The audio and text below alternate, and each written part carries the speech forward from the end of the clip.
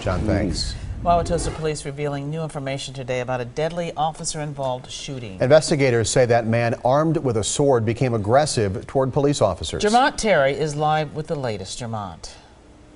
Carol, the victim's friend claims the men shot by officers suffered a bipolar disorder. The police chief here in Tosa said that information was never relayed to his officers as of now. Tonight, the National Alliance on Mental Illness says this incident shows just how important it is to have officers properly trained to deal with such situations.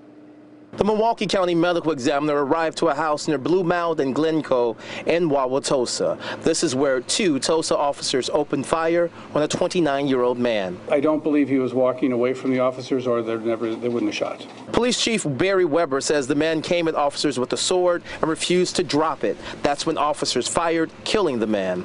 I've always been able to calm him down. The victim, according to Craig Tutton, suffered from a bipolar disorder. Tutton called 911 after the victim became violent and would not calm down. I thought that would for sure stop him.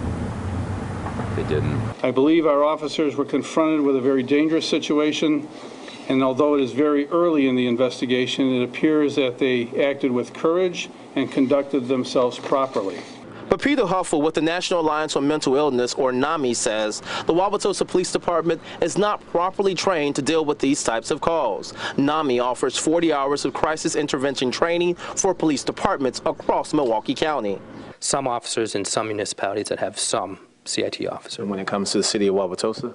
They don't have any at this point. When asked if his officers are trained in crisis intervention, Chief Weber would only say, our officers receive lots of training. The chief adds it's unclear if the caller informed the dispatcher of any mental concerns, but Huffle goes on to say the training goes beyond the responding officers. It includes dispatchers knowing what to ask the individual that's calling. If a person is mentally ill, the officers are still going to have to respond appropriately, and I believe that's what was done in this case. And tonight we know that Milwaukee Police is the outside agency handling this case here in Wauwatosa. The two officers involved are on administrative duty, which is standard procedure. Reporting live outside police headquarters in Wauwatosa, Jermont Terry, today's TMJ4. Jermont, thank you very much. New at 6, a big mess.